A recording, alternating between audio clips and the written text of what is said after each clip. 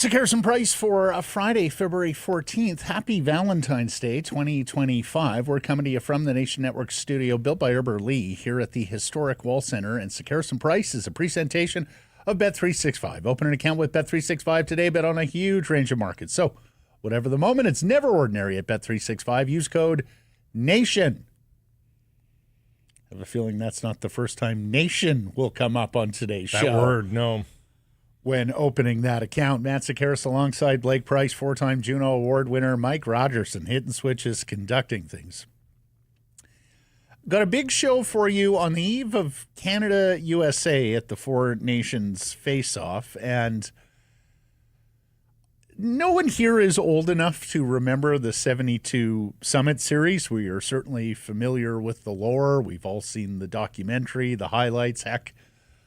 For years and years, we marked the date in September, right? The anniversary date of Canada's greatest hockey victory over the Soviet Union in that politically charged environment. Now, when Canada and the United States play, I can't ever remember it being politically charged. It is hockey charged, for sure, but politically charged. And yet, Big Brother, Little Brother charged? That there are lots of storylines that you can project onto a Canada-USA game. But, of course, never did I think a U.S. president would be referring to our prime minister as a governor or musing about Canada being the 51st state. And be careful what you wish for, Mr. President. We got a population like California. If we get 36 electoral college votes, I don't think they're going your way. It's a pretty big swing state. Right. Which brings us to our Surrey Mitsubishi poll question. We are asking you today with a game in Montreal at the Bell Centre tomorrow. Are you okay with booing the American anthem? Yes or no? You can vote at the Sakaris Price X and YouTube channels. Longtime S&P listener, good friend of the show, our buddy JC, who we may see tomorrow night at Greta for our watch party, thinks there just might be a debate here between you and me on this question. So, Mr. Price, you have the floor. Whatever you have to say first. Out of the game. I mean, I've already waited on this. We waited on it last week, I believe, and I said at that point, "Boo the F away," I think was my quote then. So I'm certainly not going to change my opinion at this point. I think it's pretty clear what people are booing. There is no disrespecting veterans or whatever. If you look up what the anthem is about on official government websites, it's deemed to be a patriotic song, designed to inspire pride. There's nothing about veterans and all that sort of stuff. It's a national symbol of unity and pride. Right. Yep. Right. So, people will interpret that however they want, but it's not a song about veterans. So we need to put that to rest before we get on with this. Yeah, it is often used in commemorations. It is often used in the company of veterans and active service people. In fact, our friend Captain Greg Bell, former U.S. Army captain, is going to be at our Greta watch party tomorrow. He's in town. But no, it is not exclusively the domain of the military and those. Also not a hallowed song. They are commissioned songs, hired tunes. This song has only been our national anthem since 1980. We had another national anthem. Yes, well, we had God Save the Queen. We had Maple Leaf Forever, though, since Confederation. No one remembers that. It's been tossed aside. I would argue they're hallowed. Like, we imbue them with meaning.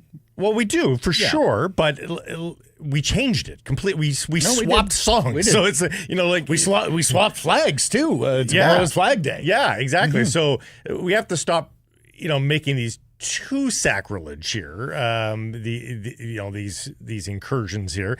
And I think everybody's pretty clear what this is about.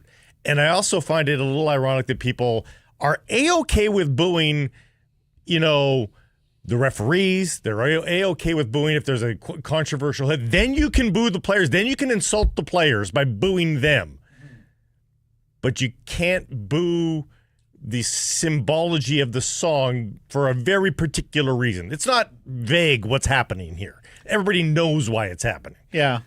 Well, I guess I would draw the distinction that when you're booing a referee after a bad call, when you're booing Brad Marchand at Rogers Arena because he's pantomiming lifting the Stanley Cup, or even the Bruins, at large, it's targeted booing. Right. And it's in the nature of cheering on the home team. It's not for me as serious, meaningful as booing an anthem. I'm no on the poll. No, I'm not okay with booing the American anthem. I think we're better than that. I think it's a matter of respect. But we're not getting respect, so why should we give it? They go lower, he goes low, we go high. Doesn't work here. Got to get into the mud. Well, I wouldn't want our anthem booed, so I would afford our American friends and neighbors the same courtesy. Put yourself in their shoes. I don't think it's constructive in today's environment. I think it can only deepen the divide. There's only downside there for me. I would argue, let's be pragmatic. Let's keep the American public on our side, and I do believe the American public at large is on our side. 77 million people voted for Donald Trump. Some 250 million Americans did not. So our own Cam Robinson has done some reporting, texting with an American player on this, who said he didn't like it.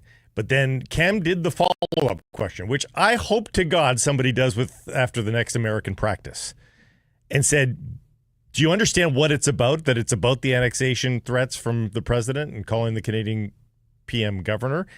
And then the American player said this. He wanted to remain unnamed. He said, quote, yeah, when you look at it from that side, I wouldn't like another country threatening to swallow up mine, especially one as big as the U.S. I would probably do more than boo the anthem, end quote. Wholeheartedly agree. Let's do more. Let's do sound policy. Let's do clear communication. Let's buy Canadian and support Canadian companies over American companies. That's not what he was meaning. Well, he was meaning I would be a lot more emotional. I'd be a lot more angry than just booing the anthem. This whole talk about the 51st state and even the taking over of Gaza, these were not election promises. In fact, I'm not even sure they were mentioned on the campaign trail. Trump is a would-be strongman who, like Hitler and Putin and strongmen before him, fantasize about expanding their empire and their footprint. But like a lot of Trump musings, likely to die on the vine. How's that wall that Mexico was going to pay for going? Let's remember, he's the art of the deal guy, right? He's looking for Canada to increase defense and NATO spending and tighten the border. You think there's any chance over the next 4 years he's going to try and get 51st state done when inflation and immigration are far and away the top two priorities for the American public by every poll? Even his cabinet members, Blake, have been coolish on this. His borders are homing. When asked last week, or a couple of weeks ago, leading up to February 1st, was asked about this, his answer was something along the lines of, well, that's what the president has said, and Canada's taken some measures, and it's not enough for him, but I'll let him decide. Like, that guy is a hard liner. He understands the southern border is their concern, not the northern border. There is no bigger mouthpiece for a nation than the president. For sure. So if there is no respect being given, I don't know that it needs to be returned. Well, here's the thing. Play this out. We can't win this fight. We can't win it militarily or economically over the long term. So let's not exacerbate the problem by disrespecting a symbol that hundreds of millions of Americans find important. I respect people's right to protest and boo. Go ahead if you want. But booing is a pacifier here. We're not the baby. He's the big baby. So let's conduct ourselves like millions of Canadians have for time immemorial, standing silently and respectfully for their anthem, for every anthem. It's that sort of behavior that has made this country internationally beloved, far more so than the United States, and I'd just as soon keep that up. To me, that's worth something. If anything, Matt, what Canada is known for is not standing by. Canada is known for intervening. Canada is known for peacekeeping, for its military contributions. That's what we are known for. Right. Fighting for freedom. We're there for the right wars from the jump. This is our fight. Right. This is the first time we've actually had our own fight here. And so for people to react emotionally to it, I've got zero problem with it. And I understand it's an emotional reaction. And look, before anybody gets the wrong idea, proud Canadian here, have had the great fortune of living in our 5 biggest cities across 4 different provinces.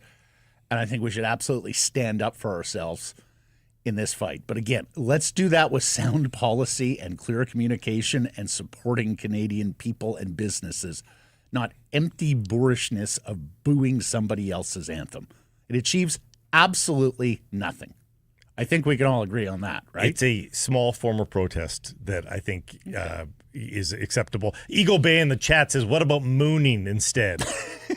I'm for that. It's a lot of bare asses in the air, but I'm not sure. I'm not sure I want to see 20,000 asses at the Bell Center tomorrow. I like what our listener and follower Don Elliott said. I think it would be a more powerful message if everybody just stayed silent. Huh? The American anthem plays and ends, and there's just silence. Yeah, to me, that gets a greater message across without the sting of booing an anthem that, again, hundreds of millions of Americans find important, the same hundreds of millions who think this 51st state business is utter nonsense. I think those hundreds of millions are fully understanding what that act is, though. I don't think they're insulted in the least. Yeah, and I would disagree with that because here's the thing. It is the biggest news story here. It is not the biggest news story there. I would bet that you would have tens of, if not hundreds of millions of tens of millions of Americans who aren't even familiar with the story, Blake. Let's remember there are with the hockey story. No, with the Canada story. With the 51st state story? Yeah. It's what do you mean? It is every minute on CNN right now. What are you talking about? No, it is not as big a story for them as it is for us. It's a huge story. Blake, you say CNN. Let's remember where tens of millions of Americans get their news from. Like there are large swaths of low information voters across the Midwest and in the lower right-hand corner. Matt, he talks about it in the Oval Office every single day. I don't know how you don't. It's a huge Blake, story. Believe it or not, everybody, there are tens of millions of people who are not transfixed and following the news cycle each and every day. Well, I mean, the shelter or people may have heard of it, but have forgot what's that about again? Come on. It's the number one news story in Canada. Absolutely. We are all, or most of us are aware. But what don't Americans do? See outside of their borders very well. Consider things outside of their borders. Hey, is it a fire hose? After poll there shows their domestic priorities are inflation, immigration, economy. It's a fire hose of a news cycle. So if, from that perspective, yeah, there's a lot going on. But this is a headline story south of the border. It just is. Yeah, it's a headline story. It's not the headline story. Well, I don't know that, again, in this day and age, I don't know that there is the headline story. There's so much, it's a fire hose. It's Trump, right? It's a new TV show every day. Yeah. Got to keep them guessing, more confusion, more rantings, more rumblings. One thing that we do need to put to rest emphatically here on the show as we move on from the poll question to some degree here. Seen a couple of people say, sports is not politics. They should be 100% separate. Sports is not politics. Sports is and has always been very politically charged. Some of the biggest moments in sport, the Olympics in Munich, the Olympics in Lake Placid, the Olympics in Sarajevo, the Summit Series, Canada Cups in the early and mid 80s. Jesse Owens in Berlin. I mean, on and on it goes. What are you talking about? Yeah, Sports and politics doesn't mix. No, of course. The IOC has tried to make that argument foolishly in the past. When you have a parade of nations walking into a stadium underneath their flag, when you play anthems for the gold medal winners, of course that's political. But for the diehard hockey fan, the greatest moments in our country's hockey history were politically charged victories over the Soviet Union. Yes. Like, get your head out of your ass if you've got that opinion. Yeah. It's just wrong. No, it's emphatically wrong. Factually but wrong. Blake, that speaks to some of the people that I am talking about that don't want to consider news or the world at large, just want the clean and tidy appreciation, love, joy of sports without any complicating factors. I understand that. It's not that simple. I disagree with it, but I can understand that viewpoint. I got to say, and we are making the turn now. I charged up my PHEV Outlander as I was away. That is a turn. So I filled up with gas. We have so much hydro here. Hydroelectricity and oil. Very big in Canada. They may miss it if these tariffs come. I filled it up with gas before I went away, and then I plugged it in. And so now I'm driving past the gas stations on electric power, and we invite you to check out the 2024-2025 Mitsubishi Outlander PHEV from our friends at Surrey Mitsubishi. Blake and I have been driving this vehicle for several months now. It is huge. I love the spaciousness of it. I'm a big guy. And you can get a deal right now at Surrey Mitsubishi, 13820 104th Avenue in Surrey. Go see our friends Daniel and Arash and try one for yourselves. Top story. Brought to you by Yellow Dog Brewing, Neighborhood Brewing, Foolish Winery. No Quinn, no JT, no Thatcher, no complications, Canucks fans. Even if there was a little part of you that was willing to put club before country going into this game, if all those Canucks and ex-Canucks were playing for Team USA, or at least root for them, now you don't have any ambiguity whatsoever. And I sure hope you didn't to begin with, given what's going on between our two countries. BC hockey fans can cheer on Canada without having to regard or worry Canuck players behind enemy lines. Our buddy Rob Wiliams, who would have thought, hard to fathom before the season that no Canucks would be playing for Team USA. And yet, because of injury and trade, and Besser not quite being good enough, here we are. I was wondering about this because, there was a world where, the Canucks would have been a driving force on Team USA at the start of the year. Canucks fans would have always been cheering for Canada. But here's where it would have changed, is if the United States won 5-2, but Quinn Hughes had a goal and 3 assists, and Miller had 1 and 1, and Besser scored 2 goals, and Demko was the winning goaltender and stopping 35 shots from the Canadians. Like, you would have said, I know Canada lost, but look at what the Canucks did. I mean, this is only going to have them. Absolutely. Like, you would have created this silver lining narrative about, for sure. But. And maybe not have been wrong either. Right, yeah. But now you don't have to worry about that. No. None of that applies. And some changes coming for Team Canada. Florida Panthers forward Sam Bennett looks to be drawing in for Philadelphia Flyers forward Travis Konechny tomorrow. I think this is really smart coaching by Jon Cooper, Rick Tocchet, and that Canadian bench. You didn't suspect it was going to be a physical game against Sweden, and it wasn't. That's where Bennett excels. In fact, Bennett maybe sometimes goes over the line, takes bad penalties against Sweden, what could have been wrought there. But if you're selecting Sam Bennett for this team, you want him for the physical games where his defensive prowess is going to be an asset. And I think there is no better opponent to tailor Sam Bennett's game to than what you see out of Team USA, especially after that thrashing of Finland. The third period last night. Good God. If this is a World Cup, or more importantly, an Olympics, this is exactly the move. So this is going to be the litmus test of whether or not there's buy-in. Tomorrow night's game, both games, in fact, because if that's the biggest rivalry for Sweden and Finland as well. So tomorrow we find out how real this tournament is. Now, Sweden, Finland, you could argue, well, that'll never get too rough. We'll see. But Canada, U.S., by all means.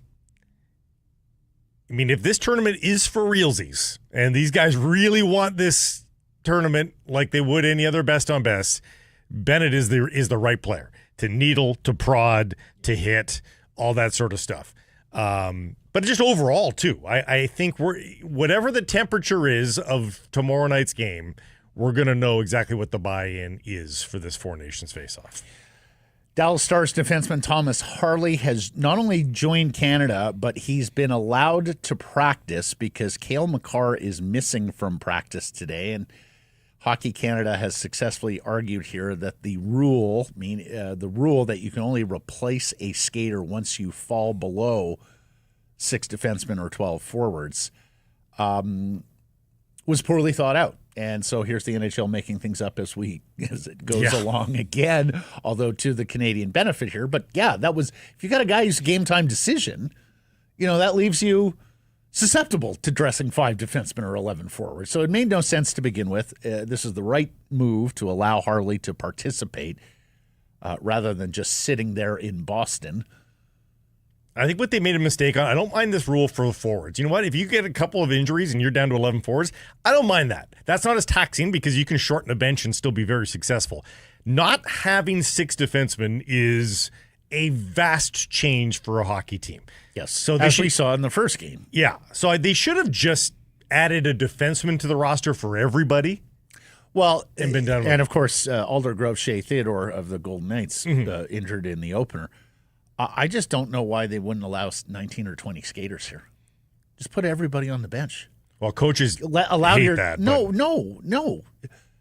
We're worried about overtaxing the players, right, in the middle of an NHL season. So allow a 13th forward and 7th defenseman to dress. Take a little bit of the load off everybody. Allow coaches, greater strategic options. And then you're not left short with guys playing 26, 27 minutes in the case of an injury to a defenseman early in a game. More sounds logical for sure. Other international rules allow that. I don't know why that wouldn't be the case here. Yeah, I mean... In fact, I think they'll do that 2 years from now at the World Cup. They'll realize the folly of an in-season tournament where guys have already played 50-some games. In some cases, those who go to the Stanley Cup have to play 50-some more. Because if you're going to choose players and ask them to go and attend this tournament, then they should all be in uniform on the bench with the chance to play. That's how I see it, at least. Yeah, I mean, coaches generally hate the odd numbers. And here's where in an NHLPA sanctioned event, they would have an issue with it, is ultimately a coach rolls with the 4 lines and the 6 defensemen that he wants that night.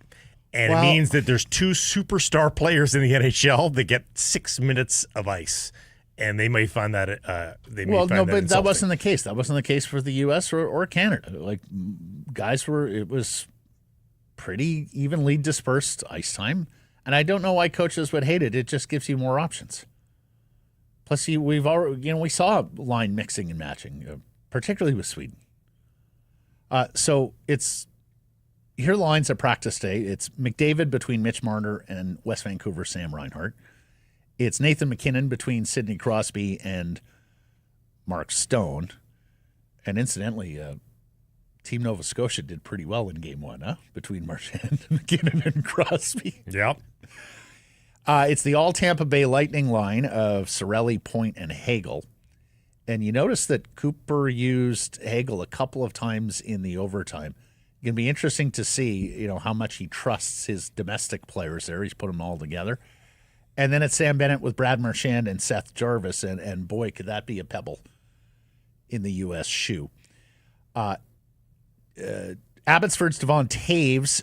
Makar would play with him if he is playing, but we don't know. Josh Morrissey with Colton Parenko. Travis Sanheim draws in for Theodore with Drew Doughty, who, of course, was added to the roster late. How worried are you about this Canadian defense? Because I didn't necessarily love the group that they picked to begin with. And I've got to say, I've cocked an eyebrow a little bit at the guys who have come in as replacements as well. I mean, I've Taves, Makar, Morrissey, no problems. Yeah. Everybody else, okay. Yeah. But that's my point, Blake. Yeah. Like for a Canadian select team, Yeah. that 3 of the 6 defense are kind of like, okay. Like I've talked to people about Parayko with regards to this goes back like the last 18 months about right shot defenseman the Canucks could take a beat. Yeah. Like it sounds like Parayko is kind of available in the sense that he's got an exorbitant contract and it's a bad contract. It's a bad contract for a guy with a lot of miles on his body who plays a physical game, who was a great skater for his size. But that has disappeared. That's the problem. And so the mobility isn't there. He's half the player that he used to be for those that watch him on a night-to-night basis. Drew Doughty is, one of the greatest defensemen of all time for Canada. Therein lies, I think, the selection, Blake, that they looked at a 2-time gold medalist who was a big part of previous Olympic gold medal teams. And he campaigned. So I think they felt bad saying no to him. As soon as he was healthy again, he said, guys, I'm ready. Select me. Imagine saying no to that guy. I also detect the hand of Canadian Hockey Canada politics in that selection as well. And look, just before anybody gets the wrong idea, we're picking nits here with the Canadian rep team. I would have no problem with Drew Doughty or Colton Parayko in an NHL game. In fact, they would probably play top pair right side defense minutes for me. But in a Canadian best on best context, it's but I would have a little different. I would have to say though, Matt, as much as I have nits to pick, who missed? Like who did they snub on the Canadian defensive side? Well, here's what I'll say is there wasn't a ton of talk about Harley, right? Nope. Before he got tabbed. There was a whole lot more talk. Who were some of the names there that people were talking? Well, I know the Edmonton people were big on Evan Bouchard, but I think there was probably some defensive worry there. Help me out. Who were some of the names that we were talking about on the Canadian? Bouchard was certainly it. I can't think of anybody else that was sort of on the radar. Mackenzie Weegar. Weegar was one of them. An interesting guy because he can play both sides as well. I mean, early on, just because he's in Toronto, Morgan Riley was brought up, but Morgan is not been his early self of late, so don't know that had a ton of validity to it. I mean, what's going on with Aaron Ekblad these days? Is he ding still? Yeah, I 49 games played. I'm not sure. Noah Dobson was one. Chris Tanev. Yeah. Now, Tanev, if you're just looking for the stopper, right? Yeah. Noah Dobson, and it doesn't sound like he's too happy to be with the New York Islanders right now. But yeah, there were some other options there. And look, it might just be a bit of a cycle where you look at the Canadian options as you get down into the third defense pair and go, okay, not as strong as we have seen on other Canadian rep teams, best on best teams, and so be it. What I will say is that I'm not surprised to see him unite those 3 Tampa Bay Lightning forwards, and I'm not surprised to see Bennett draw in, because I do wonder if he is going to take, and this is the lawyer from Prince George, Jon Cooper, Tampa Bay Lightning coach, I do wonder if he's going to look at it a little bit more traditionally in terms of my top 2 lines, offensive zone faceoffs and scoring, and then I'm going to match up the Tampa guys that I trust on the defensive side of the puck against some of the best Americans, not to mention the Bennett, Marchand, Jarvis line, particularly Bennett and Marchand as matchup guys and instigators. Did you say Tanev? Tanev was yes. him. Yeah, Tanev, Weegar, Dobson, Ekblad. Maybe we're missing some. I'm sure Chychrun. The chat will let us know. Yeah, Chychrun's having a great year. Yeah.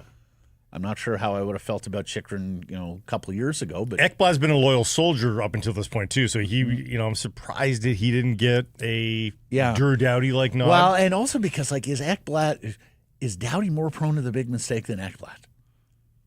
You think? he's certainly more prone to the big mistake than Tanev, right? Yeah. Now, Tanev's not going to give you anything offensively, but do you have enough offense? Or, we had this debate, and often are at the U.S. Juniors, do you just overwhelm them with offensive players? Here comes another and another and another fleet of guys who are dangerous as soon as they cross center ice and into the offense. Well, I'm really interested tomorrow night because obviously the defense and the goaltending is really superior for the United States, but I think the high-end offensive skill favors the Canadian side. So what wins the day? Yeah, Bennington and Hill each had their own nets. You'll have to help me out here. Has he updated and named a goaltender for tomorrow? I hadn't seen that. I haven't seen a quote. I've seen people projecting Bennington, but I have not seen a quote. Okay. Yeah. All right.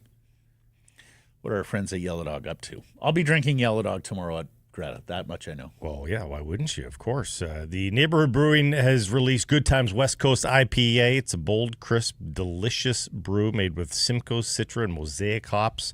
Gives it a big tropical citrus and pine note to it. Go check it out. The Good Times West Coast IPA. Canucks season ticket subscribers were informed yesterday of another price increase for their seats at Rogers Arena. In some cases, another 20% increase coming after a 20% increase last year. And this coming as the Canucks go through one of their worst home records here to date. Vancouver 10-10-7 at Rogers Arena this year. Now, they were below 500 2 years ago, that awful year, 19-20-2. In 2015, 2016, they were as bad as 15-21-5. And look, team got back into the playoffs. Team is more competitive after a decade of despair, and knowing what we know about Francesco Aquilini, Michael Doyle, and Canucks Sports Entertainment, this was infinitely foreseeable. Do you think it is going to have an effect on attendance or at least demand for season tickets? I mean, eventually, you keep doing 20% hikes in today's economy. Yeah, eventually it's going to have an effect. Eventually, you're going to have too many people that just say, I can't do that. So I don't know that it's had a crazy effect. I mean, certainly there's way more tickets available this year than I have seen, than I would have expected, especially after a successful year like last year. I was quite surprised. Any game you want to go to this year, readily available tickets were in the early part of the season. Still there. I thought, a standing ovation for a home ice loss in round 2 of the playoffs. I thought just the market was back in love with their Canucks, and that what we saw last year really from November onwards, because they got off to the great start, and then that was it. Canucks tickets started getting snapped up. I thought there would be more of a honeymoon period extending into this year, but that was not the case early in the season. Any game you want to go to this year, you've had the ability to go to. Any game, which is unbelievable. At cost? Yeah. No, I'm not talking secondary market. Yeah. Also, they're quote-unquote student nights. Yes. $195 student nights. Yes. That's for the student lot at UBC with all the Beamers. Holy cow. Yeah. I think this now, is... some nights have been a lot less than that, but there was one in particular where that number was offered to the students, much to the guffawing of most. But I think it was like a Tuesday versus CBJ. Like there was an additional punchline to it. Like, really? We're going to pay that for that, or Nashville or something? I'll put it on East and O's for Monday. But I think this is going to be one step too far, especially with the economy and with the economic uncertainty that we've got in charge of us. At the very least, Matt, I think what you're going to see here is they are going to be eminently disappointed with the immediate renewals. Like, I remember there was a year, I don't know what year it was, where everybody and their dog that were season ticket holders for the Canucks were waiting. And apparently they were getting the hard press, multiple phone calls on the weekly from Canucks salespeople asking them to renew. And they're like, nope, I'm still waiting. And I think you're going to see that here. A, for people to wait to see what the economy's doing, to see how their own personal lives are unfolding financially, but also to see the direction of this club as well. Like they probably came up with this idea last summer, Matt. We'll raise it another 20% this year because we'll be in a good position. We'll ride this. They probably did not, in their wildest dreams, foresee. And then it's very hard to walk back when you have to look at the chairman and say, "Oh, remember those revenue projections? Yeah, they're gonna be less than what we thought." Yeah, was. exactly. Look, professional sports has priced itself out for many in our community and in communities across this continent. And the NHL is big a offender here as most. They have typically been amongst the highest average price in the Big Four North American professional sports leagues. This at a time where the gap between rich and poor is growing with economic uncertainty, and certainly this tariff and trade business we talked about can only add fuel to that. I very much empathize with the family of four that would love to get out to a Canuck game or Canucks games and simply can't afford to. The other side of that coin is that there are a lot of wealthy people in this community and a lot of wealthy people who have shown Francesco Aquilini and Canuck Sports Entertainment that they're willing to spend conspicuously here, year after year after year. Of course, there's this fancy section now. But they had trouble selling that. They did, but it did not deter them, right, on price. Or they're giving some discounts. Yeah, go back not a couple of years ago, it was difficult to even give tickets away for a midweek game, particularly against an opponent that wasn't marquee. And yet, attendance has not been a problem at Rogers Arena. If you're going by a strict market supply-demand law, I can understand why they're doing this. Don't agree with it. Don't like it. Empathize for those who can't afford it. And yet, there's 18,000 rich people in this community that are willing to buy 41 games. Well, I don't know that there's 18,000. They've got single game seats, and again, there's empty. There's 18,000 people, or sorry, there's 12, 13, what's their season ticket base, whatever it is. But there's more than 10,000 people in this community who are willing to pay top dollar out of their disposable income to buy Canucks season seats. But there's still, I don't know what the number is, but there's still a notable amount, I think, of middle classers that just have always prioritized the Vancouver Canucks season tickets as their guilty spend of the year. Yep. Eventually, it's going to get too high for them. Yep. Eventually, it's going to get too high. Maybe it's with this increase. Maybe it's somewhere down the road. Now, Canucks Sports Entertainment is willing to tempt that. That's the lesson. Well, especially with the cap going up, they know they've got to recoup that. The cap's going up, the dollar's going down, and they're trying to recoup it on the backs of the fans. Yep. And, this for an organization, particularly at the top with its management, that doesn't really understand goodwill. There will be a reckoning on that one day. We'll see if it's coming this coming year. U.S. beat Finland 6-1. JT Miller, no points. He played 12 minutes and 49 seconds and got buried by the analytics, but USA with a multi-goal lead. JT was very respectful with his post-game comments with regards to the anthem. Talked about how it fueled the U.S.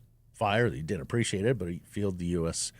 fire. So he has not yet taken the Ryan Kesler turn, and frankly, I'm not sure he's going to take the Ryan Kesler turn.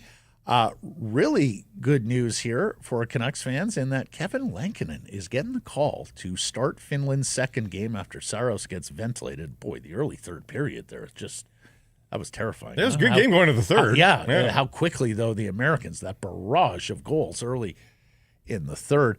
So Kevin Lankinen's going to get the call to start against their arch rivals in Sweden and in what is a do-or-die game for the Finns now. They have to... I think there's a world whereby with a loser point they could still stay alive, but they effectively have to win. And then at Team Sweden's practice, Elias Pettersson is back with Adrian Kempe and Philip Forsberg. That's where he started, but things got a little mixed up as Sweden went through its game against Canada. Yeah, Lankinen lights it up. Let's say he's just standing on his head. Yep. then he'll play the game against Canada. And let's say he plays well, even in a loss. Mm-hmm. Like, is this hurting the Canucks trying to re-sign him? Is this another thing on the resume? Honestly, unless Kevin Lankinen pitches multiple shutouts here en route to a championship for Finland, I don't think it has any effect on the contract. Just a small microsecond in the grand scheme of things. Right. How about this? We had heard rumblings of this story, and it's got more traction now. Our friend Cam Robinson, we had him on the show yesterday. I guess he found out afterwards or wasn't willing to break the news with us. No, I think he found out. Cam Robinson, sources indicate that the WHL will welcome an expansion club from Penticton, British Columbia to begin in 25-26. The newly created team has reportedly already paid a substantial seven-figure fee to the Kelowna Rockets for bringing a team so close in proximity to the Rockets. This was something that Bruce Hamilton and the Rockets had long talked about. I can understand using that as a leverage position. Mm-hmm. End of the day, how many people from Penticton in the dead of winter are driving to Kelowna for a Rockets game? I don't know. I'll take their word that there are some. But it was always a crying shame to me that the South Okanagan Event Center, one of the best hockey facilities in the province of British Columbia, did not have a top-tier major junior team. Well, that is changing that expansion fee anywhere between $5 to $15 million, not to mention what they had to pay the Rockets for territorial rights. So this is a big investment. And Cam further reports that Chilliwack could also join the league as an expansion franchise. He says his sources indicate that move is more likely to happen in 26-27, assuming a new ownership can secure a deal with the city. Everybody suspects that will be Francesco Aquilini and Canucks. I saw reporting to the contrary of that. That the city's unwilling to play ball with him on the arena, and that it's probably not going to be Francesco Aquilini. So, that it could be somebody else. Here's what I do like. If this is correct, that it's an expansion franchise, that it won't be a relocation of the Prince George Cougars. I think the Prince George Cougars are important for the WHL for hockey in this province. I understand it is most difficult to get to PG during the winter months, and that it is somewhat isolated as a franchise compared to where the other franchises in BC, in the U.S. It's not bad for Edmonton. It's not bad for Edmonton. Sure, Yeah. but That's about it. Portland to PG is a hell of a road trip. Brandon to PG is a hell of a road trip. I get it, but I think it's important for that community and Edmonton's to not keep even in major their conference junior either, hockey. And I would love to think that your neighbor there, Mr. Brewer, and Dan Hamhuis, and everybody who's involved with the Cougars can keep that team rooted there, and that this won't be a relocation, at least according to this report. And PG's a good team again this year. They're a good team. Riley Height, and they got some high draft picks on that team. Ravensbergen, the goaltender. Hopefully people likely show up for number that one team. goaltender off the board in the draft this coming year. Yeah. So, yes. Now, the sad side of the story is what this is doing to the BCHL. Because losing Penticton to begin with is a blow. The V's have been the standout stalwart Crown jewel franchise. Yep. And Chilliwack's had a very good team there over the years as well, in what is a very good facility for the BCHL. We were talking about, our old friend Chris Hebb and run the BCHL and the strategic move to link up with those best AJHL teams from last year. And look, as soon as the NCAA said we're going to accept major junior players, I think the die was cast. Yep. And this was out of the hands of a lot of junior hockey executives, administrators in Canada. What's the angle? I am still worried about. I still do think that there's the potential for bleed of the talent pool to the NCAA. I think major junior hockey is somewhat underestimating that over time, and we'll see if all these franchises succeed. Remember, it was going to be a big success in Winnipeg, and not so much. It was going to be a big success in Cranbrook, and we've already seen a couple much. Players, Matt, say they are skipping their 20-year-old year to go to NCAA hockey from CHL franchises. So that's a phenomena I can absolutely see happening. pre-draft, I mean, I don't think you're going to see like the guys that arrive at college early, like a Quinn Hughes. I don't think you're going to see those guys. They are going to stay, I think, in the CHL till they're 18 or 19 years of age. I think the overagers, the quality of the 20-year-old player in the WHL is probably going to plummet because those players will move on. Because they know they're probably not going to the show immediately anyway, the NHL. So they'll want to expand upon and keep their product moving in the right direction. Going to an NCAA program, getting an education is probably the better route for that 20-year-old player than playing in the CHL anyhow. So, that goes down. I don't see an avenue in which the 17, 18, 19-year-old players are risks for the CHL. I think they're going to be. But why would you be Kyle Turris or Paul Correa and go to the BCHL now? So whatever you might lose, let's say there's even a little bit of bleed, all those high-end players that previously chose the BCHL and AJHL, well, they're not going there anymore. Like Cale Makar. Yeah. Like there's no reason for them to go there anymore. All those guys are now in the CHL. Yeah. So you lose some star power and it becomes more declaratively second tier. Yeah. Right. It was always a level below, but the depth. It's just the depth. You did. Yeah. You culled some players who could have very easily been major junior players. Yeah. Who were just looking to go the education route, and I've said it 8 million times. If I had a kid who was an elite hockey player, they absolutely would have played junior A and NCAA. Unless they were Connor Bedard, and it was just like it was emphatic. You're a top 10 player. Exactly. Yeah. Exactly. Absolutely. Even if you were drafted, my kid was projected to be 28th, I'd still say go the NCAA. Absolutely. All right, let's get to our menu. It is brought to you by Greta, and tomorrow it's all going down at Greta, 50 West Cordova. Come watch the Nations with us. Tickets, $10 at nationgear.ca in support of our charitable partner, the Social Run Club, YVR. We've got some raffles, some exclusive prizes, some trivia. $40 gets you a ticket, a burger, a beverage, and a game card for the fantastic arcade that encircles the bar at Greta. Doors at 4, puck drop at 5, 19-plus event. Tickets at nationgear.ca. We have Rob Wiliams coming up, and full disclosure to Scott Wonder in the Super Chat, and thank you, Scott, for your Super Chat.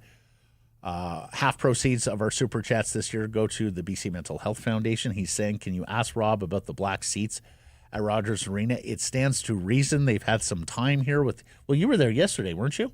Yeah, I was. Look, did you notice more black seats? I noticed black seats. I didn't notice if there was an uptick. Yeah, exactly.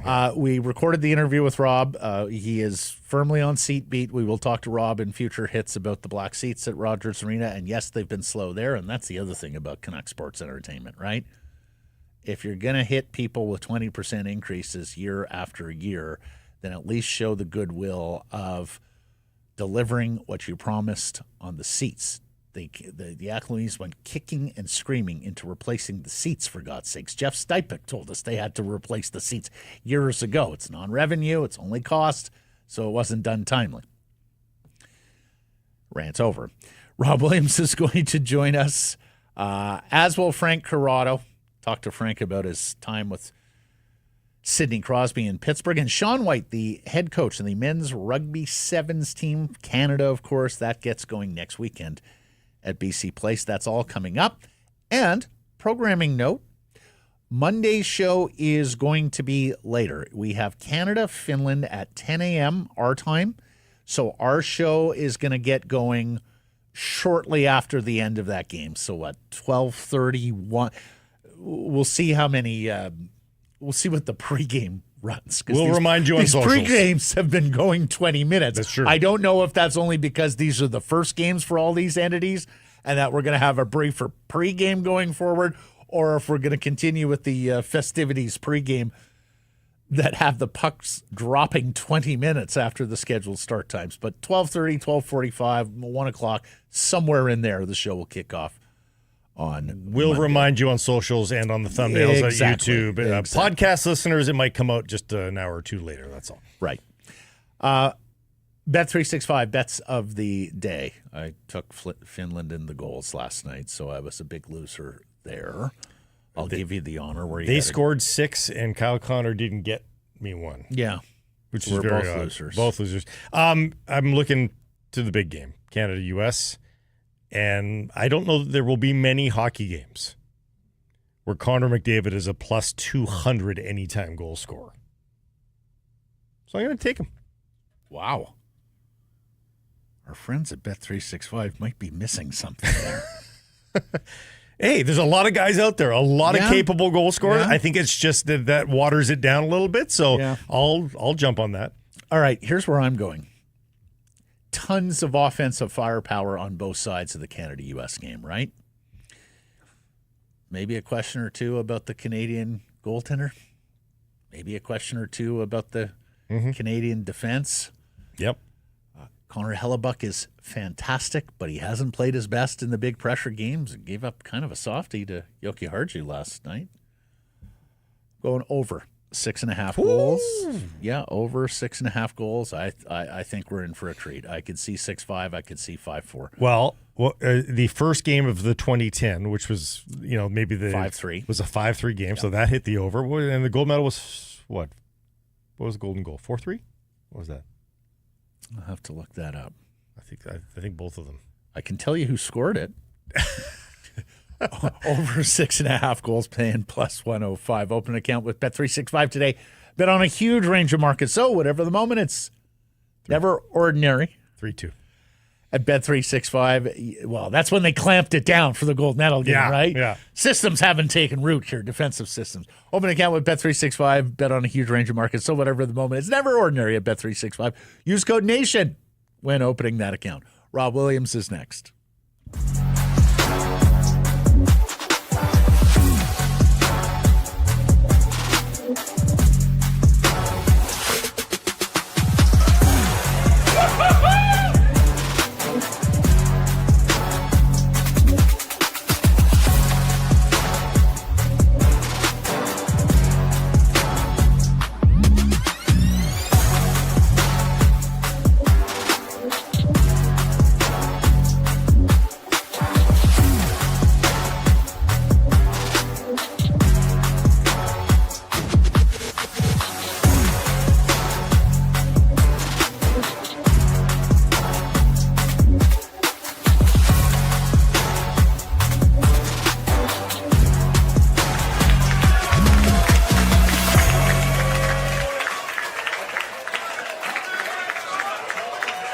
Harrison Price from the historic Wall Center. I'll take you behind the curtain of our discussions with the Toyota Pacific dealers about telling you about the BZ4X. What do you really want us to get across to the listener about this fabulous new vehicle? And they're like, really? You can tell them it's HOV lane compliant. You can tell them that there's great incentives.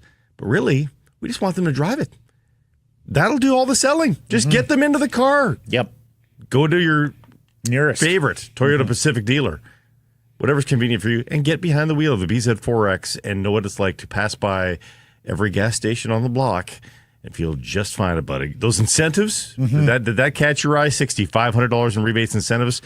You can finance one right now, 3.29% APR for 36 months. Visit shoptoyota.ca or your local Pacific Toyota dealer. And just to add a little incentive, they got a contest going right now. Your grand prize, 2 tickets to the Konica Minolta Champions Club at Rogers Arena for the April 6th game between the Canucks and Golden Knights, and 2 Canucks jerseys so you'll look resplendent as well. If you want to win, you check out the link in our episode description or follow Toyota Pacific on Instagram and Facebook. That's at Toyota Pacific for your chance to enter. Contest is open only to residents of the BC and Yukon. That April 6th game against Vegas, that could be pretty heavy. That's down the stretch here of what could be a playoff run or some nervous moments. Here's Rob Wiliams, the national sports editor of the Daily Hive and its Offside Sports vertical. Rob, the hockey guy on Twitter. How are you, Rob? Doing great, guys. Playoffs back-to-back years, that would be something. We have not seen that since 2013, I think. That's right. And, of course, neither of those postseasons ended gloriously, as I recall. Blake and I were there in San Jose, AV's last stand, the Last Supper, or at least the last cab sav in the lobby bar of the. What was the hotel we stayed at? It was the Fairmont at the time. Fairmont, It's gone now, but. Yeah. Rob, I saw you tweeting and writing yesterday, and I wanted to jump through my screen and hug you, brother. A golden goal statue of Sidney Crosby. Yes, 100% yes. What made you decide to write on this? As if there's any doubt there. And what are you hearing from Daily Hive and Offside readers about this splendid idea? I heard some more disagreement to it than I thought. I didn't think it was like a controversial topic. I thought, this is something I think that multiple people probably have taught. I mean, at least I've thought of this for a long time. I mean, it's one of the great goals. Did I get this from you, Matt? Is this osmosis? Some of us have been talking about a Sidney Crosby golden goal statue for 15 years, but I digress. Okay, then maybe this is some S&P inception, because I've been listening to you guys for at least that amount of time. But yeah, I mean, I guess this is just something that it was in my consciousness of just like, it makes a ton of sense. I mean, it's the biggest goal ever scored at Rogers Arena. It's one of the biggest goals ever scored in hockey history, never mind Canadian hockey history. What is it? It's got to be top 5. It must be, right? Doesn't it make sense to immortalize it with a statue one day? Well, it's also a real backdoor. It's a backdoor way to get one of the best players of all time on your plaza. Yes, that's it. And you have ownership of that. No.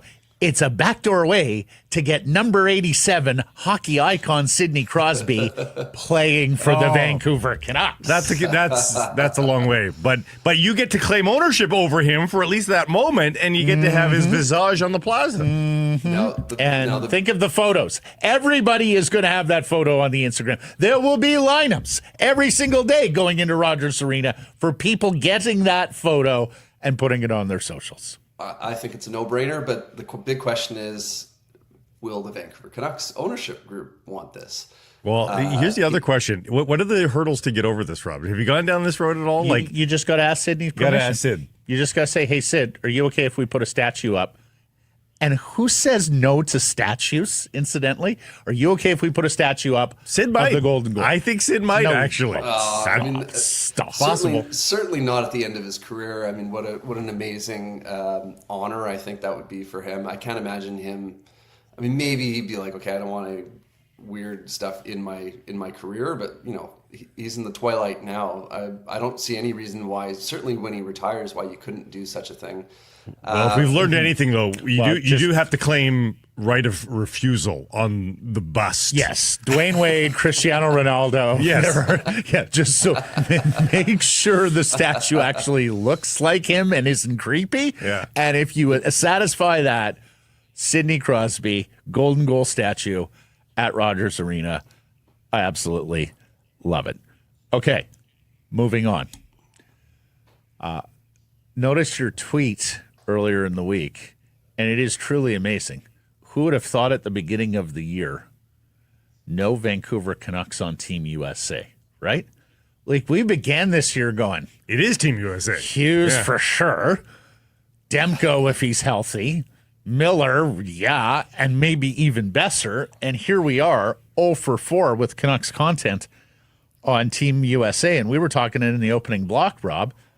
This makes things very easy, very tidy for Canucks fans going into tomorrow. Certainly does, yeah. I mean, it is bizarre. I mean, who would have guessed that Miller would have been traded this season? Like, just going into the year, like, just back, never mind going into the year, just like November. Like, it does seem like, geez, in 3 months, it feels like the roller coaster P.D. Miller drama was like 3 years long in discussion, but really it was only about 3 months, right? This is going, I don't know what the television viewership is going to be like for Canada USA, but it's got to be off the charts. Certainly after that Canada-Sweden game, I think that if you weren't paying attention to Four Nations, you absolutely are now. And if you were paying attention to Four Nations, you're hooked. What an amazing game to start off with that McKinnon goal assisted by Crosby, for Crosby to be absolutely the star of the show, to rise above everything, to have that great Montreal crowd that I think better than any other crowd in the league knows how to kind of honor heroes. And to see to hear the ovation that Mario Lemieux got a great one. But I mean, Sidney Crosby might as well be from Quebec at this point, the way that they cheered him on. What a great moment. It was like he was like an adopted son of Montreal, really getting his due. It was Sylvain Crosby. The great international hockey games of all time all had political backdrop to them. Mm-hmm. I mean, that's the key ingredient here too, isn't it? I mean, if the Americans beat Canada, I know Donald Trump hasn't commented on the Four Nations yet, but if the Americans beat Canada in hockey, there's gonna be God. There's the gonna Truth be Social post. There's gonna be a Truth, whatever they call it on Truth Social. Like, it's going to truth. happen. They call it a truth. Oh God. And I have spoken with Governor Trudeau. Now that we have taken over his favorite sport, he might as well just be the 51st. And if USA wins, it won't be a fluke, right? Like USA's got a formidable team here, and I think that is every great hockey tournament from a Canadian perspective always involves Canadian hockey fans getting a real scare, like being really worried that we're going to lose the title of best in the world. You think back to Salt Lake, it happened. You think back to Vancouver 2010. Of course, they lost the Americans in the preliminary round and then ended up beating them in the final. There's always an element of like, oh my God, we're going to lose this, and then pulling it out of the fire. I do wonder right away in this tournament, like, I think that fear's already there. Like, I don't think anyone's expecting a cakewalk, and I think that, especially with the goaltending matchup, there's a real scare here that the Americans might win this. Do you think that the Canadians can beat them twice? Because they're probably facing each other in the final, in which case you're not throwing tomorrow's game, but like, what are the chances they beat this American squad twice? I mean, I'm not even really fully prepared to say, they probably face him. I mean, I guess it's the most likely outcome that they face him in the final, but like, this tournament is unforgivable right now, right? Like, if Canada loses this game, like, they go into a must-win game on in their finale, and same with the Americans. If they lose to Canada, all of a sudden, like, they need to beat Sweden, right? Like, that's not an easy task. So, sorry, I forgot your question now, Blake. What are the chances they beat them twice? Because even if they come up with a big win, they'll probably have to do it again. I think they could beat them twice. I think either side could beat the other side twice. I think they're both great teams, but I don't think there's like, I mean, it for Canada, I think it comes down to goaltending. As you know, I thought they thoroughly outplayed Sweden. Were unlucky to have to go to overtime in that game and pulled it out that way. But it's going to be a real test, because I think what we're going to see, I think, in that game is what we usually see in international competition. When Canada and the US play European teams, they play with a certain level of physicality. And then when they play each other, or if they get into a medal round game, the hitting gets ramped up a ton. So I think we're going to see way more thunderous body checks happen in that game on both sides. But yeah, can they beat them twice? I mean, look, Sidney Crosby, Connor McDavid, Nathan McKinnon, absolutely they can. But Binnington, I think he redeemed himself in OT, but I thought he was not at his best in that game. I think that was, a little bit worrying from a Canadian perspective. We all know how this goes. Canada will lose tomorrow. Canada will win the one that matters. It's possible. Just like 20. Yeah, exactly. Just like 2010. Rob, it's our Surrey Mitsubishi poll question today. Are you okay with booing of the American anthem? I think it's an appropriate protest, given what's going on with Trump and the tariffs and the rhetoric of taking Canadian sovereignty. I think it's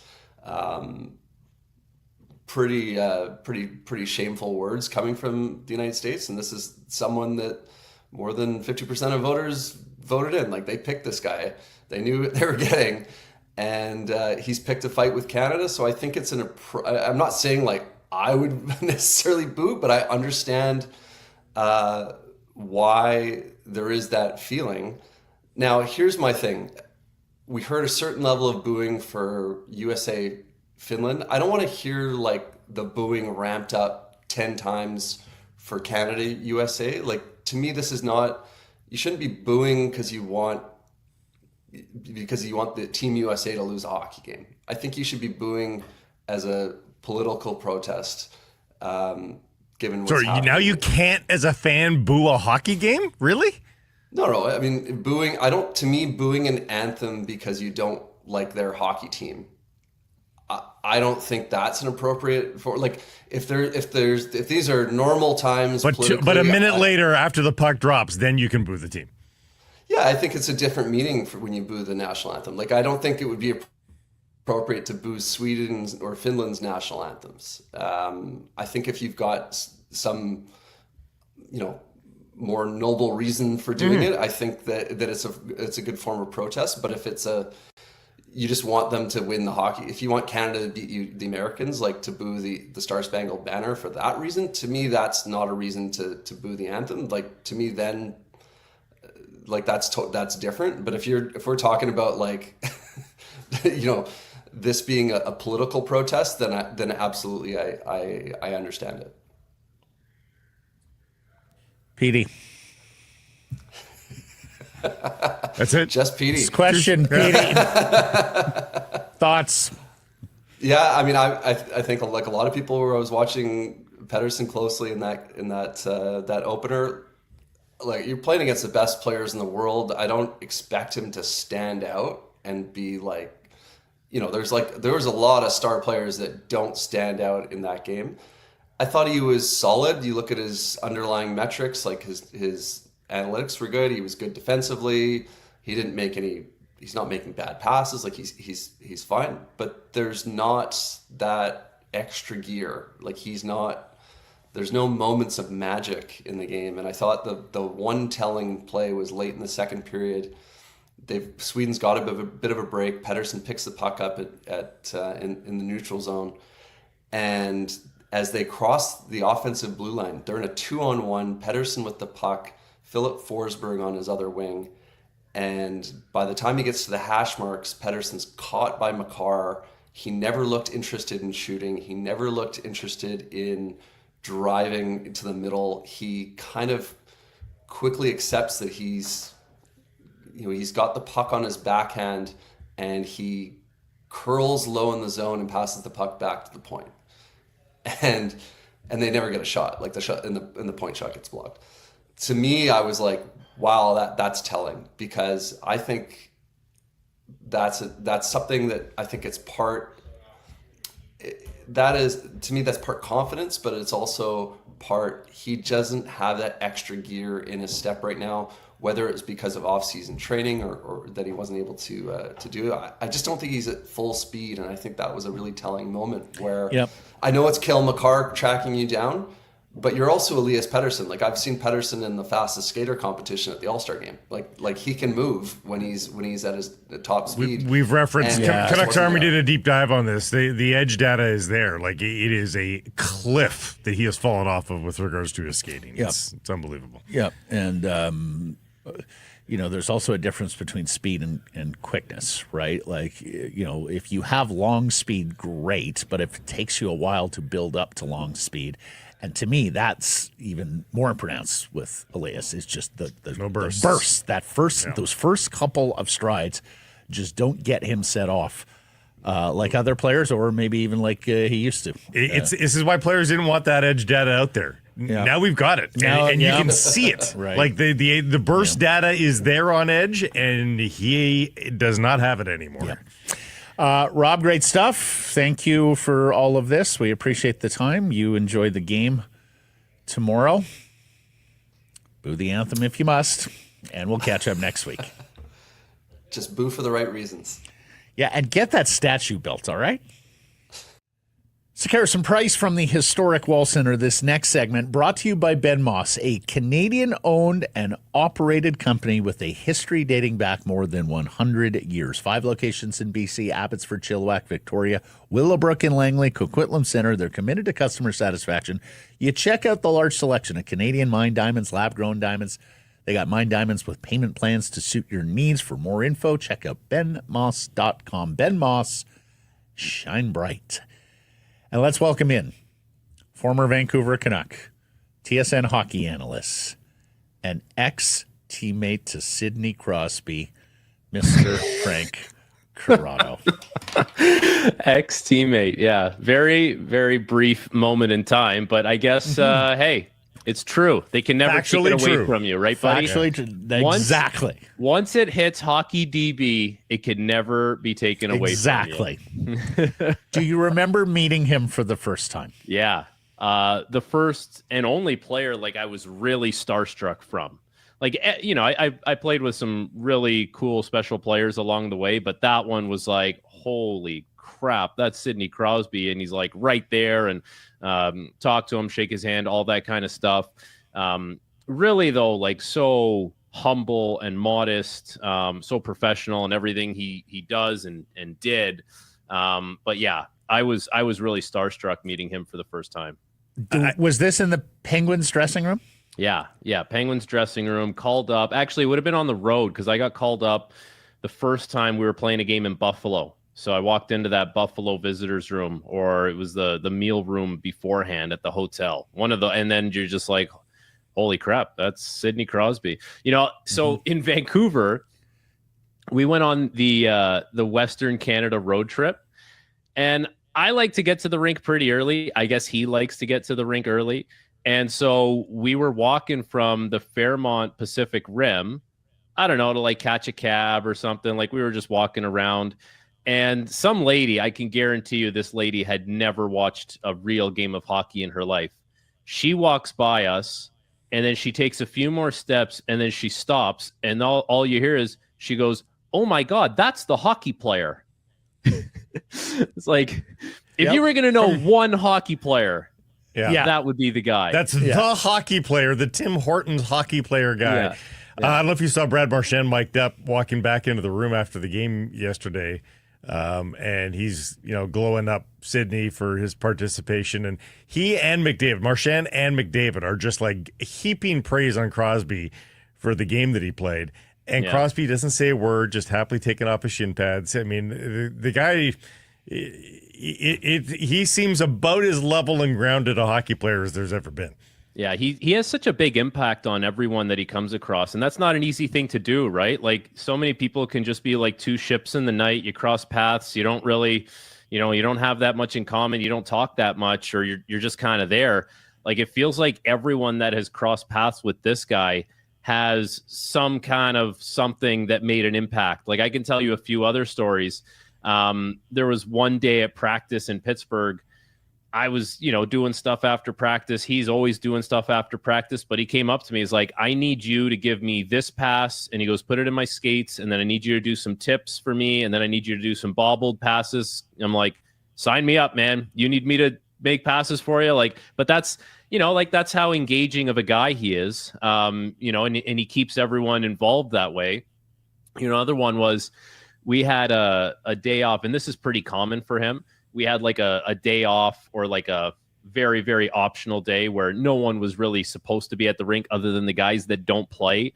And so I get to the rink, and you can hear there's like music and some clanking in the gym. And you walk in, it's like, this guy's already, throwing iron around. Like the guys that were supposed to be there, we haven't even started our program yet. And this guy's already halfway through a workout, and he's sweating buckets. Like, it's crazy, but that's what drives him. And I got him to laugh one time. This is something I'm very, very proud of. We were showering. There was me, Sid, and Ryan Reeves, I think, was in there. And there was 2 towels left. I think Sid grabbed one, and then there was 1 towel left. And I think I looked at Sid, I looked at Reeves, and I said, I think I got this one, boys. And everyone had a good chuckle about that because Ryan Reeves is obviously the heavyweight champ. You know, if anyone was going to grab the last anything, it was going to be Reeves. So, yeah, just a unbelievable experience, even for the short period of time to be around him. Like just incredible. Did you find yourself just like looking at him, watching him, observing him? In a weird way, not to get weird here, Frank. Not the shower story. Not in the bad question coming off the shower. Yeah. My bad. I'll put myself on.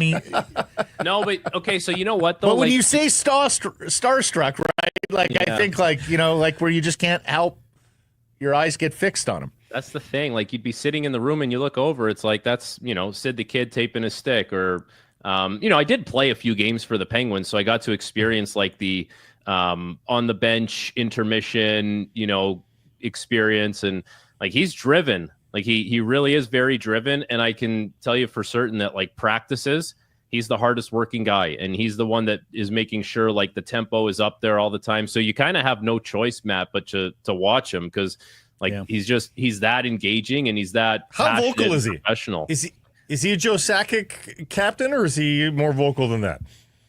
I think he's like, just knows like this is the thing. Like I wasn't around for the playoff runs. Like I wasn't I was black acing for that. So I couldn't tell you about that. And that's, I think, where those guys are really like created, in those big moments, and you get to see what they're all about.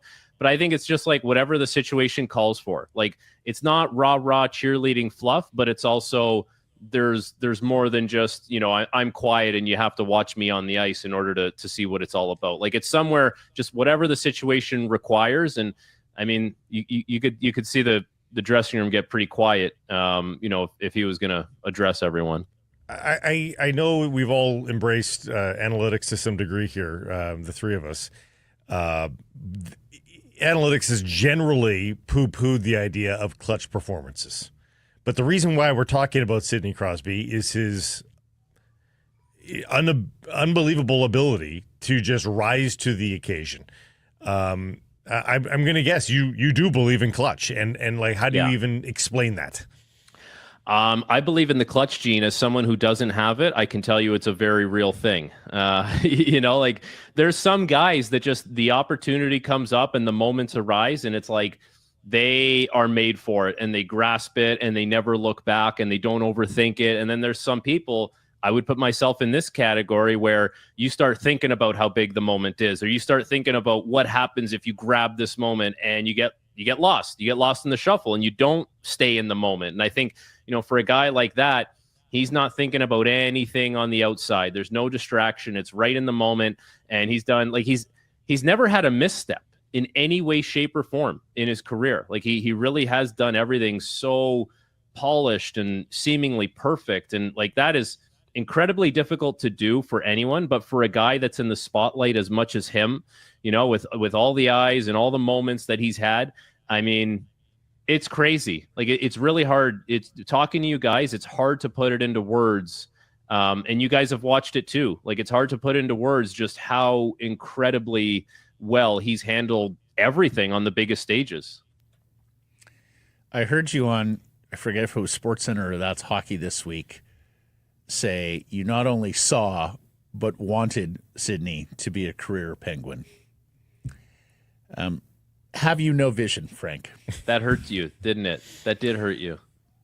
I just, between Montreal, where he is so beloved, we're joking he's Sylvain Crosby there. Of course, he once upon a time counted himself as a Habs fan.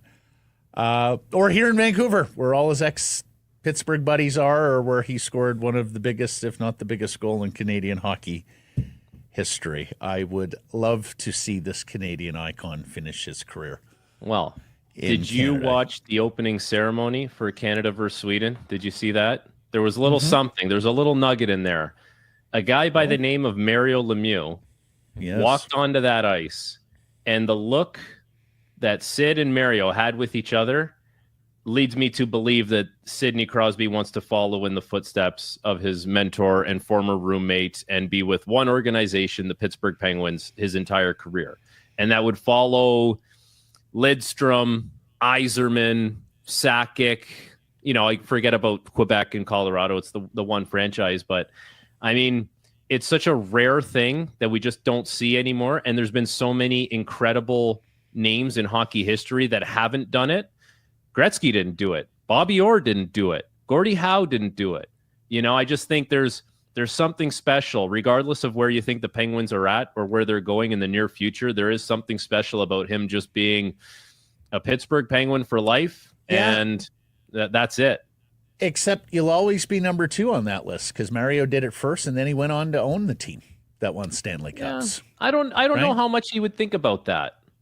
Mm-hmm. Well, okay, so for argument's sake, let's say he went to Colorado and played with McKinnon. He would still be, best case scenario, number 2 in Colorado history because Joe Sakic is there. I mean, we can go through it all, right?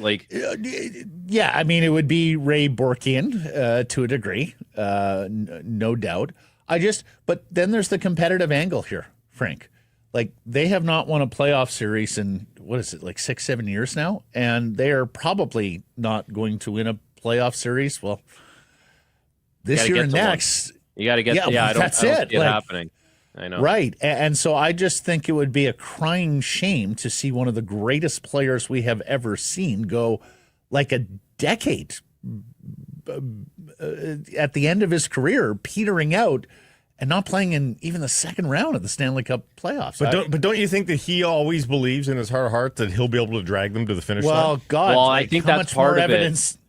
I think that's part of it, right? I think with he's one of those guys that is almost, I don't want to say stubborn, but is I am not throwing in the towel on anything because I know I'm good enough. I know if you put me around the right guys, we're good enough. I also wonder, he's 37 right now, and he's playing the way he is. Okay, I know Pittsburgh's not going to be good this year. They might not be good next year. But could he keep playing at a high enough level that he could do what Mario did to him, and kind of pass it off? I don't know. I mean, there would have to be the right circumstances, but I wouldn't be surprised if that was in the back of his head as well. Okay, moving on here. And for those who don't know, Frank grew up playing minor hockey with Jordan Binnington in suburban Toronto. What did you think of your boy against Sweden, and what do you think about the goaltending arrangement here going forward? Well, you know what? It looked a little uncomfortable, perhaps a little leaky, but I love the way he responded, and I think that's something that has been pretty consistent with Binner's career, is the fact that when the chips are down, and the chips were down for him. He was in the East Coast League at one point. He was in the AHL, not even playing for his team's correct affiliate at one point, and chips were down. Guess what? He found his way to the NHL, and he was unbeatable. He won a Stanley Cup. So he came back in that game, made some big saves in overtime, obviously gives his team a chance to win. Now, moving forward, it will be interesting to see what Jon Cooper wants to do with the goaltending position here, because if you take away anything from Tampa, it's that it's one goalie the entire time, and why would you? It's Andrei Vasilevsky. That's the thing, though. Why would you? Here it's different. Here it's different. I was kind of saying, this gives you a free pass to take a look at Adin Hill. It's actually a pretty good scenario. You won the game. You didn't get the 3 points for the regulation win, but you still got your 2. Binnington let in a couple goals that would open the door to give you a look at Adin Hill, and no one would bat an eye at it. And if Adin Hill goes in the net against the Americans and he plays lights out, you're probably going to go back to him. If he plays okay or poor, you go back to Binnington and know that he's going to bounce back because you just saw him do it in game. And it's something that's been pretty consistent for him throughout the course of his career. He's kind of wired a little differently, which I like for him in a tournament like this. But yeah, it was, the performance didn't blow any of us away, but the fact that he was able to stay in it and make those big saves, I think speaks to, his confidence and mental strength. Are you only asking for Grant Fuhr-like behavior here? Stop enough pucks to win the game too. But to do that, I think you need to ask Canada to score 4 goals, don't you? Given the firepower, is that crazy to ask of the forwards? No, I don't think so. Like there's enough firepower there for sure. And if that power play gets a few more looks, it seemed pretty unstoppable. They're about to face the best goaltending in the tournament, but I think they can score 4. You know, at the same time, Henry Jokiharju just scored a shot through the middle of the net last game on the best goalie in the world. Like, you know, I don't know. Crosby and McKinnon were pretty good. Connor McDavid was playing on fast forward. He was at a different level. Like, and you know, Connor Hellebuck is an unbelievable goaltender. Hasn't had a great track record the past couple of years in the playoffs. You know, like, so there's always an angle. You know what I mean? With all these guys, like nothing is really bulletproof. But yeah, I think 4 goals in a game for this group to do it again against the Americans is attainable. It's not an easy thing to do, but you know, we also are saying that Binnington's going to let in 1 or 2 leaky ones by that logic, and maybe he doesn't, or maybe Aiden Hill doesn't, and it does, you know, just it maybe they get 18 shots on this guy and they're not super high quality chances and he makes the saves. Like we just don't know, because it's one game, and it's, you know, it's kind of cliche, but anything can happen in these one game situations.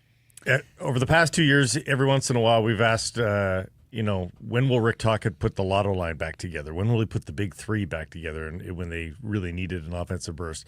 How often do you think Jon Cooper's tempted to put the big 3 out there at the same time, McKinnon, Crosby, and McDavid? Do you think it's against the Americans in particular? Do you think he uses that at all? I wouldn't be surprised. Like, I think that's something that as a coach, you keep it in your back pocket, and it's like the nuclear option. And I would love to just pull it out, like, just because why leave it on the table? Like, you know, imagine you go through this whole tournament and you knew that you could have gone Crosby, McKinnon, McDavid for at least a couple shifts just to see what it looked like, and you didn't do it. Just for curiosity's sake, like, forget about the entertainment value and what the fans might think, but for the coach's head to be like, I could have done that and I didn't do that. I really can't see him doing that. Like, I think if you get a tired group of Americans and it's a minute 30 into a shift and they get, you know, they ice the puck and they can't change, and it was like the Marchand line or the point line that was out there, like, you got to throw the big boys together and see what it's all about. Sounds like Sam Bennett for Travis Konechny. What does that give them?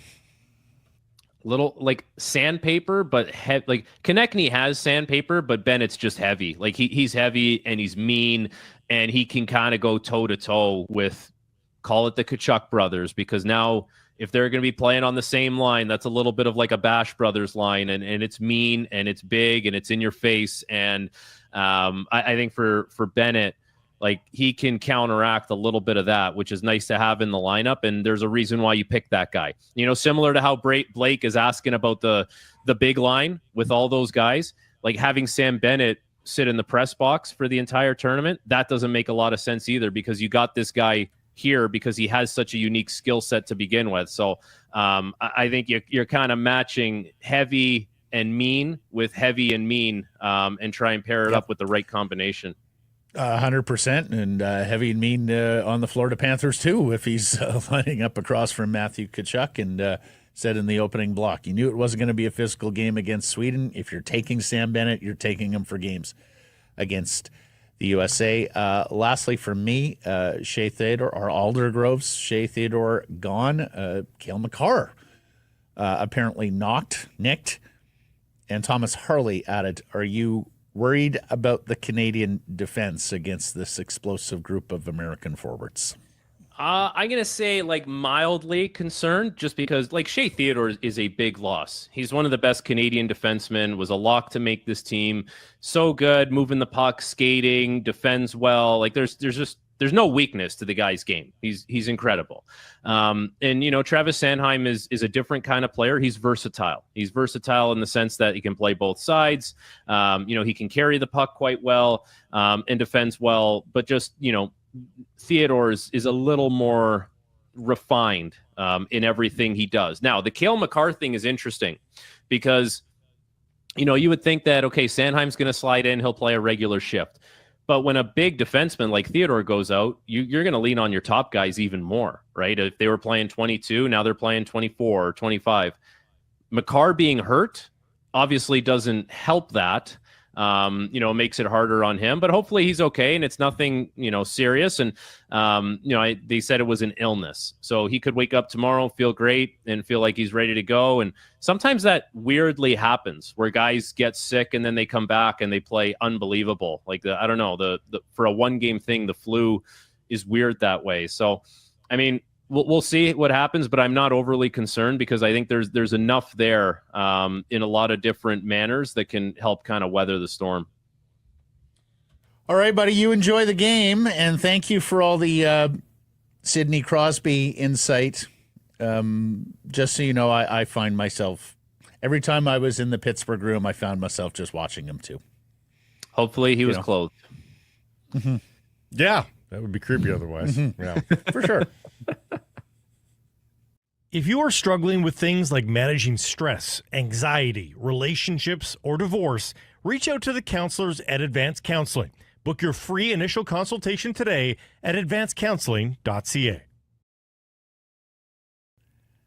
So Harrison Price, and we've been telling you for the last couple weeks here about the HSBC Sevens Vancouver, the best party in town, celebrating 10 years, the longest running event of this size and scale in Vancouver, and it's all starting to get pretty real now, huh? 1 week away from the weekend that is at BC Place, February 21st to 23rd, and we're pleased to be joined right now by the head coach of Canada's men's sevens team, Victoria's Sean White. Hi, Guy. Thank you for having me. Yeah, it's all coming pretty quick here, so thank you for having me. I really appreciate being on. You're more than welcome. What's it like for you as a British Columbian to come home and play this event? Yeah, it's a riot. It really is. We had a couple players in our meeting today talk about just how much it meant to them when they were watching it a few years ago. And now to be on the field and to inspire the youth and hopefully, the very next players for Rugby Canada are there in Vancouver watching. It's really special, especially being from Victoria, it's a little closer to home than some of the other players that are in Canada.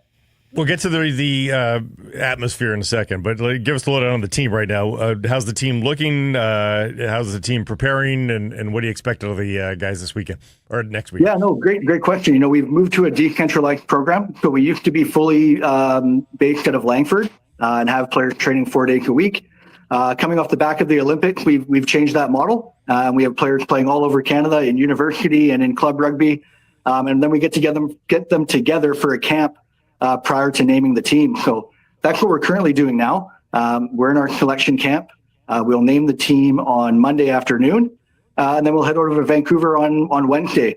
We're trying to kind of, I don't think we'll be able to cover everything, but we're trying to cover the big block and continue to use Vancouver as a selection tool leading into our 2 tournaments in Cape Town, which will be the following 2 weekends. Is the idea that they're just playing more rugby by doing it like this? Yeah, absolutely. Yeah, more touches on the ball. For those that do know 15, it's an 80-minute game rather than a 14-minute game. And all of the club rugby and university rugby in Canada is 15 aside. So we know that they get a higher level of skill development, and then we look to tailor that skill development into our format. You just make them run, don't you? You just make them run and run and run. Yeah. Well, are you a mean coach, Sean? Are you taskmaster? Yeah. I think it would depend who you ask. Right. I think being a player, I think I understand a little bit more of how that message could be received. But ultimately, all the athletes are so individual, and you have to take that approach. And we talk about one of our core values is, everything we do with effort and respect. So, if I come down on them a little bit, it's only to make them a better player. Yeah. Sean, you're a former National Rugby Union team member. What have you made of the rise of sevens, and not just this event in BC, but the whole circuit across the world, where people just seem to absolutely love this format of the game? I think it's just so action filled. It changes every 20 minutes. There's a new game. The other part of that is, Canada can compete. On the men's side, I'll speak. The women are doing quite well, both in the 15s and the sevens. But this is a format where we can beat the top teams. We showed that last year in Vancouver. We hope to show that again next year when we're back into the top 12. Unfortunately, this year we're out of the top 12 and playing in a different competition. But everything we're doing this year is to be able to be back in Vancouver, playing in the top 12 and continuing to push the program forward. More nerve-wracking coaching or playing in one of these events, especially before a huge home crowd? Yeah, I think it's a little bit of both. I get far more nerve-wracked and far more anxious now in the preparation. Once they're on the field, they'll take care of the job. But as a player, you definitely feel it more when you're in between the lines. As a coach, it's all about getting them ready for that moment. Do they get too jacked up in front of Canada? Do you have to have a word with them about keeping their heads in front of the big Canadian crowd? I think every athlete deals with that individually. Some of them kind of really internalize it and kind of write little messages on their tape or in their notebook ahead of the game, trying to get maybe a little bit of that anxiousness or nervousness out before they go onto the field. But it's kind of an interesting thing. Once you're out there, you kind of, you almost don't even hear the crowd noise. You feel the energy more than hear anything. And it's quite a cool environment. We're very happy to be a part of Vancouver again. Well, sir, we wish you the best of luck. It is Blake and I have both attended over the years. In fact, Blake has called some rugby in his career. We absolutely adore the event. We adore what it brings to the city, the life, the energy, the crackle and electricity at BC Place. And of course, walk the concourse. You'll see some costumes. Best of luck, Sean, next week. Thank you for the time here today, sir. Appreciate that. Thank you. Appreciate you having me on and appreciate you pushing the event. Like you said, it's such a big part of the Vancouver sporting landscape. And thank you for your job and pushing that forward. Yeah, absolutely. I mean, Lunar New Year, Crankworks, Grey Cup, it ranks right up there with all the great parties in Vancouver. Grab your friends, your fancy dress, 12 women's teams, 15 men's teams. It all gets going Friday, February 21st. Single day tickets now on sale starting from $15. You get your tickets at vansevens.com. Sick Harrison Price from the historic Wall Center, where you turn game night into a game weekend. Book your stay at the Wall and enjoy an exclusive Sick Harrison Price rate. Call 604-331-1000. Ask for the rate by name. Some conditions, some blackout dates apply based on availability. You can text this show, 778-402-9680. Email live@sickharrisonprice.com. All of it to the Great Clips inbox. Great Clips. It's going to be great. Meant to get to this yesterday with Jeff Merrick, but since we're talking so much about Hockey Canada, they're hiring a full-time management for the program of excellence following 2 straight quarterfinal defeats in the World Juniors. Jeff foreshadowed this to us some time ago. Yeah, it's absolutely about time. I think you need a boss, not coaches picking their favorite guys, excluding others from CHL rivalries, leaving great players behind. Like, it was shameful. The roster that no was more cobbled thematic together. rosters. Yeah, exactly. Like, and I have a hard time blaming Al Murray because Al Murray was there when Canada won the 5 in a row. Like, the man is a fantastic scout who helped the Kings and Lightning win Stanley Cup championships. I'm pinning a lot of this on Dave Cameron. He should never be allowed near a Canadian bench again. No benches for Dave. How many Penticton Vs will be on the next World Junior team? Well, that is a great question, and when we did the story earlier about them moving to the WHL, that's an amazing rink, and we for long have said, how would the Vs do as a BCHL heavyweight in the WHL? We're going to find out. Apologies to Vancouver's Ryson John. I forgot to mention him when we were talking about all the new BC Lions editions. This is, of course, the former Vancouver College and SFU slot back who spent some time with the New York Giants. We had him on the show way back when. He's been in the Calgary the last 2 years. 6'7", 220. So you've got a backup big body, another big Canadian slot back red zone target to go along with McInnes and Katoy. And the NFL offseason has begun. Have you heard this Matthew Stafford story that the Rams are apparently tiring of his better halves? Really? Social, yeah. That becomes a... Well, I think it's more to do with the end is nigh for Matthew Stafford. Yeah. Sean McVay's a pretty smart guy and a pretty good evaluator of quarterback talent. And they maybe just be getting out of the player a year early as opposed to a year late. There's apparently interest from the New York Giants. The Rams want the number 3 overall pick. They're not going to get the number 3 overall pick for Matthew Stafford at this point, especially because if Tennessee and Cleveland, like if they take the Heisman Trophy winner, Travis Hunter, the two-way player from Colorado, or Abdul Carter, the defensive end from Penn State, one of the two quarterbacks, Shedeur Sanders, Deion's son, or Cam Ward, could easily fall to the Giants at number 3. So we'll see where that goes. Aaron Rodgers will no longer be a New York Jet. They apparently asked him to stop doing the Pat McAfee show weekly. Thought that a distraction Not so much what he was doing, that he was on the show. It's what he was saying when on that show, basically, acting like he's running the team. Yeah. Canadian quarterback Curtis Rourke and wide receiver Elik Ayomanar have been invited to the NFL Combine.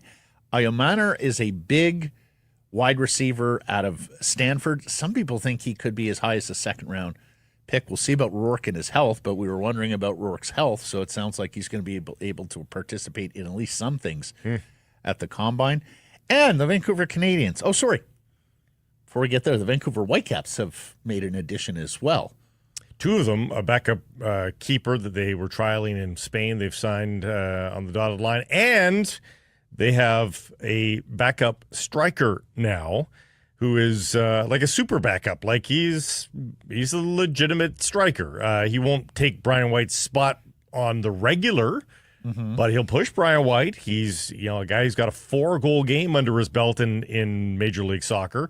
29-year-old Mexican Daniel Rios. Ex of Charlotte's, and he's had 3 different stops in Major League Soccer, and most recently in Liga MX, Chivas. in Liga MX. So used to be an MLS side. Yeah, no, there was a different affiliated Chivas. Yeah, an affiliated Chivas. So, this is nice sign. He's not a DP. They're still looking for a DP, apparently, a midfielder to replace Stuart Armstrong. They're going to spend the extra money there. But this is like a good understudy. If Brian White gets injured, you got a legitimate guy that can slot in. You're not propping up a Whitecaps 2 player to score goals. So between him and Sabi, that's fine work. But now the DP needs to happen, and theoretically the window's open until late April. Let's hope they act a little bit quicker than that. Yeah. Vancouver Canadians have named their coaching staff for the 2025 season. The first thing we should say, North Delta's Brent Lavalley. Awesome job, Skip. You were tremendous here for a number of years. He's moving to AA New Hampshire. Now, it does work a little bit differently with coaching staffs than with players. This is not necessarily a promotion. They will all tell you, we work for the Toronto Blue Jays. They will assign us specifically to different clubs within the minor league system for specific reasons. So, I'd like to think of it as a promotion, but I'm sure Brent would not be so braggadocious. New manager Jose Mayorga, who has been with the Blue Jays since 2022 and actually was the C's bench coach in 2018. Ryan Wright, the hitting coach, will be back for a 5th consecutive season. Opening night at the Nat. Love it. 2 months from Saturday, Tuesday, April 15th. Tickets, CanadiansBaseball.com. And, of course, you want to pay attention to the daily face-off here each and every day through the Four Nations tournament. They are live on location with coverage all the way through the championship game on February 20th in Boston. Don't miss a second. Subscribe to the Daily Face-Off YouTube channel for your Four Nations coverage. Poll question results from Thursday, Blake. Surrey Mitsubishi poll question results. We asked them, will the Four Nations tournament help Elias Pettersson? Yes or no? What did the people say? They said no. Correct. Percentage? 62. 56. Vlado, when are we going to trade him? We can't sit on him for that much longer. Salt and Paprika, it'll give him a short bump, but it doesn't fix the underlying issue, so he'll be back to moping in a few weeks. Baconator, Sweden and Pettersson may likely have only 2 games left. This is also true for the NHL calendar. Petey is running out of runway to turn this season around, and Earl says you can't fix soft. God, I hope this USA game gets his attention. Well, the Finland game before that, but especially the USA game if he finds himself matched up against JT Miller in a face-off circle. Errors and omissions from yesterday's program, several. I had the wrong NHL standings, dated NHL standings before us. You made one. Sabby, the new Whitecap, Italian-born, USA raised. You said born in the U.S. I had an Ohio birth. No, place. Italian-born and then raised in Ohio. And then should have mentioned this with Nick Pivetta, the Victoria pitcher who signs with the Padres. He has opt-outs after year 2 and year 3 of his deal in San Diego. So he's got $23 million guaranteed. That's more than what he would have made in the arbitration, albeit over 2 years, not 1. He's still gonna wind up okay. Don't worry about. Not worried about him. No. Nick Pivetta's financial standing. Anything to report from the inbox?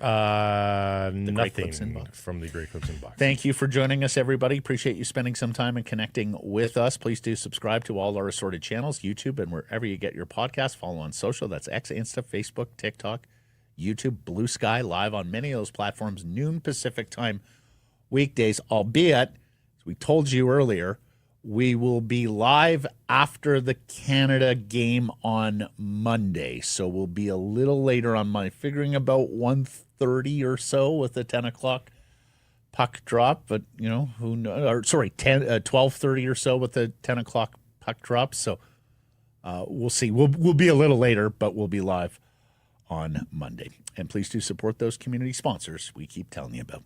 Keep it local.